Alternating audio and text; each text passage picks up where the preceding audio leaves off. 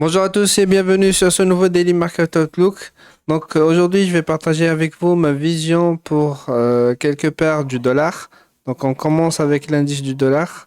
Donc ici en daily, qu'est-ce qu'on voit? Donc ici, on a notre BES vers le bas. Notre swing high, il est là. Et notre swing low, il n'est pas encore établi. Donc moi, ce que j'attends, c'est que soit on vient casser ce lot encore une fois. Et puis, on fait un changement de caractère. À partir de là, on va chercher des achats pour venir prendre la liquidité qui se situe ici et taper dans cette supply zone qui se situe là. Sinon, peut-être qu'on va continuer à la baisse, prendre aussi cette liquidité et faire la même chose, un changement de caractère en daily et puis repartir à la hausse pour taper dans cette supply zone. Donc, d'un point de vue interne, donc on a ce BES ici. Et d'un point de vue, notre high, il est là. Et notre low, il est là. Et d'un point de vue fractal, donc ici, on a notre break vers le bas. Et notre high, il se situe là. Voilà. Donc on reste patient et on va attendre que le prix vienne retracer dans les OR5 de FIB, taper dans la supply zone. Et puis à partir de ce moment-là, on cherchera des achats. Enfin des ventes plutôt. Mais en ce moment, on attend que un shift dans la structure se fait. Et puis on partira à l'achat pour trade ça jusqu'à le 0,5 de FIB et la supply zone qui se situe là. Donc si on part en 4 heures, qu'est-ce qu'on voit? J'efface d'abord des trucs.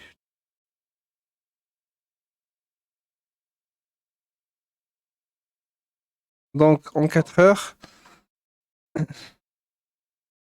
on a notre BOS ici vers le bas. Et puis un autre BOS ici vers le bas.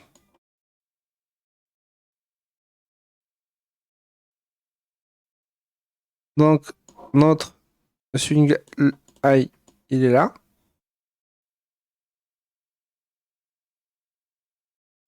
Et notre swing low, il est là. Enfin, le swing low n'a pas encore été établi. Donc on attend que on vient casser cette structure là vers le bas, puis repartir à la hausse pour faire un changement de caractère, retester et à partir de là, on va commencer à chercher des achats pour venir prendre la liquidité qui se situe là et pourquoi pas celle-là et taper dans cette supply zone qui se situe là ou la, la supply zone qui est là.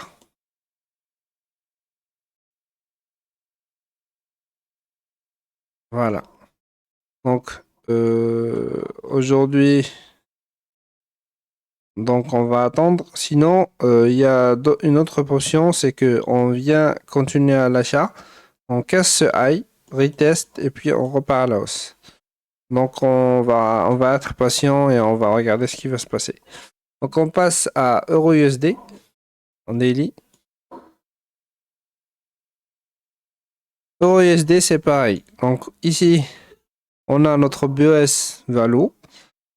Puis on a ici notre demand zone. Donc moi ce que je veux voir c'est que on repart à la hausse. On prend ce high. Attendez, en fait du côté celui-là, ouais, on a déjà pris ce bump in the road. Donc cette liquidité là on l'a déjà pris.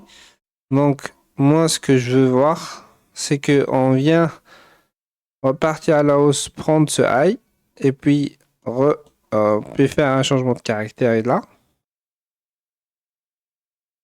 Voilà. Retest, et puis on repart à la baisse pour taper dans cette zone de demand. Et à partir de là, on attendra un changement de caractère pour repartir à la hausse et target le swing high qui se situe là. Donc, c'est tout ce que j'ai pour le euro USD. Si on passe en 4 heures, qu'est-ce qu'on voit? Donc là, je vais laisser ce point de liquidité.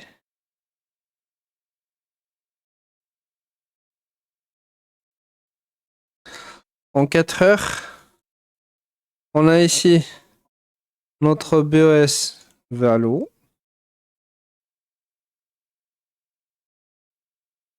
Et puis, on a fait un autre BOS ici vers le haut. Donc, notre swing low, il est là. Et notre swing high, il n'a pas encore été établi. Donc, si on fera Fibo de bas en haut, donc on va dire que c'est à peu près là, le high qui va être créé. Donc, nous, ce qu'on attend, c'est que on fait un changement de caractère. Ça veut dire on part en hausse. Oui, on fait un changement de caractère, retest, et puis on target, à partir de là, on prend un sell pour target la liquidité qui se situe là, ou pourquoi pas ces deux-là aussi. On verra comment ça va se passer, mais à partir à partir du moment qu'on prend cette liquidité, on va devenir un peu patient pour attendre un changement de caractère en 4 heures pour target un plus haut. Sinon, on peut en fait aujourd'hui continuer à la baisse, prendre ce lot, enfin ce lot là, faire un test et puis on repart à la baisse. Donc ça dépend comment ça va évoluer aujourd'hui. Ou peut-être durant la semaine prochaine, hein. Ça dépend comment ça, si le prix il bouge trop ou non. Donc voilà pour EURUSD. On passe à GBPUSD en daily. Donc GBPUSD, comme on l'a dit dans les épisodes précédents. Donc ici on a notre BOS vers le bas et puis on a fait un changement de caractère ici. Et à partir de ce moment-là, on a notre supply zone qui se situe là, qui est en contrôle. Donc moi, ce que je souhaite, c'est que aujourd'hui, on pêche vers le haut, on clôture comme ça, et vendredi ou la semaine prochaine, on vient prendre ce lot-là. Donc on aura fait un changement de caractère, on reteste, et puis on repart à la baisse. Donc si on trace Fibo de haut en bas, donc au moins, ce que je souhaite, c'est que au moins on vient retracer dans cette demand zone qui est là.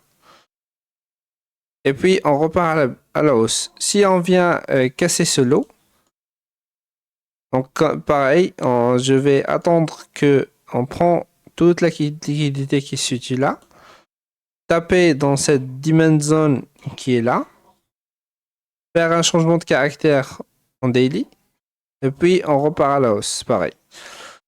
Donc moi, ce que je cherche actuellement, c'est que on fait un choche, puis je prendrai peut-être des sells pour target en fait en moins la demand zone qui se situe là.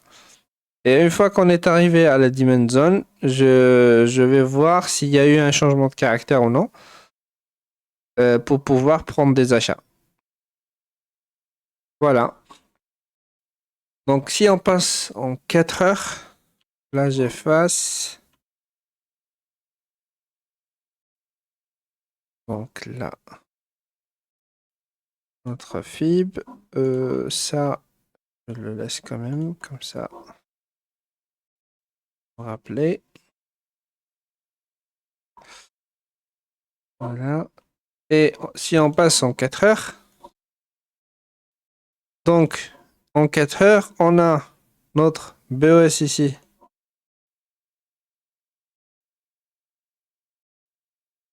Vers le bas. Puis on a fait un changement de caractère value.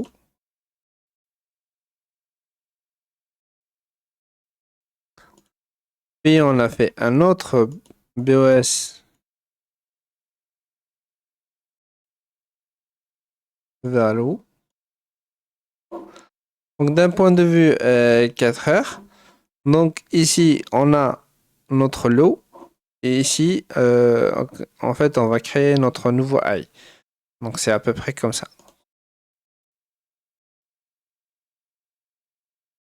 Donc si on n'arrive pas à créer aujourd'hui un nouveau i, donc à ce moment-là, je vais attendre qu'on vienne retracer dans la zone des 0,5 de fibre, prendre la liquidité qui se situe là, faire un changement de caractère. Et à ce moment-là, je vais chercher des achats pour target ce high. Sinon, si on vient continuer à le baisse jusqu'à... Il se peut aussi qu'on vient continuer à la baisse et prendre la liquidité qui est là. Et on tape dans la demand zone qui se situe là.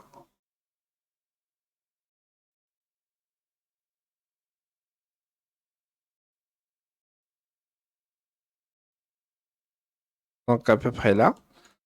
Et puis à partir de là, on pourra repartir à la hausse. Donc voilà pour GPUSD. Donc on reste patient jusqu'à ce que quelque chose se passe et qu'on ait que ce qu'on veut, un chosh ou un truc comme ça. Voilà. Donc pour AUDSD,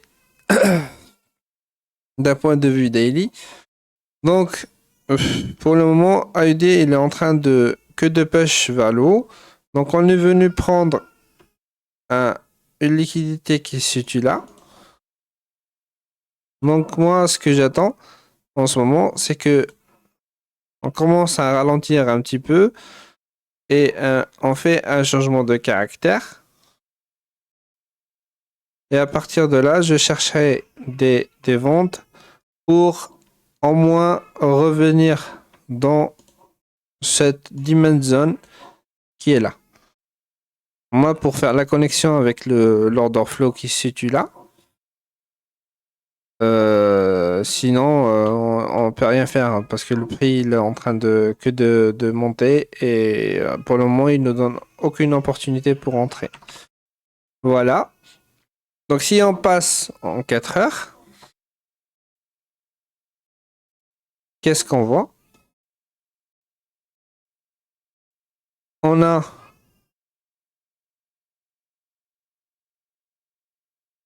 notre BOS Valo. Ici, on a notre BOS Valo.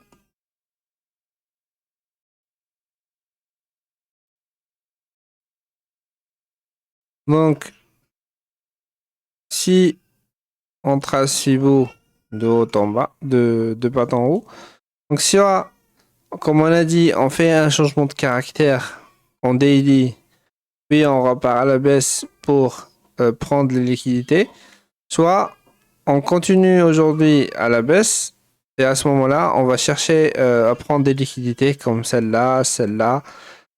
Il y en a plein, hein. Il y en a celle-là, celle-là. Donc, et à partir de là, on regardera pour un changement de caractère pour repartir à la hausse. Si le scénario du daily il se valide et qu'on fait un change haut, après on crée une supply zone qu'on vient retest, à ce moment-là, on prendra des ventes pour en moins en fait venir taper dans cette dimension qui se situe là. Voilà pour AUDSD. Donc il n'y a pas grand chose. Donc on reste patient, surtout pour les pertes du dollar. En ce moment ça fait que peu en fait que push et il nous donne peu d'opportunités. Donc si vous voulez prendre des opportunités, il y en a pas mal au niveau du gold, du cuivre aussi, le copper, et aussi les GPI pair. pour un ZUSD, donc qu'est-ce qu'on voit? Donc ici, d'un point de vue swing en daily, on est bearish. Donc comme vous le voyez ici, donc notre swing high il est là, notre swing low il est là. Donc d'un point de vue interne, donc on est bullish et on a cette demand zone qui est en contrôle. Donc ce que nous on souhaite après qu'on ait pris cette liquidité, donc on commence quand on fait un changement de caractère et à partir de là on reteste et puis en fait on prend des shorts pour au moins revenir dans ce daily en fait dans l'order flow. Sinon si on continue à la baisse, à ce moment-là on cherchera des opportunités en 4 heures. Donc si on passe en 4 heures,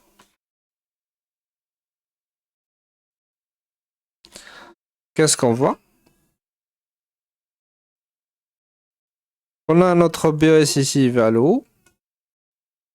Donc, pour prendre des ventes en 4 heures, il faut qu'on vienne casser ce lot. Retest. Et puis, on prendra des ventes pour target au moins la liquidité qui se situe là et celle-là. Et à partir de là, si peut-être on pape dans cette demand zone qui se situe là, on attendra un changement de caractère pour repartir à la hausse.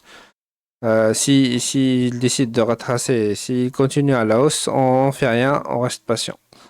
Donc voilà pour tout, voilà pour aujourd'hui. Je vous souhaite une bonne journée et je vous dis à demain.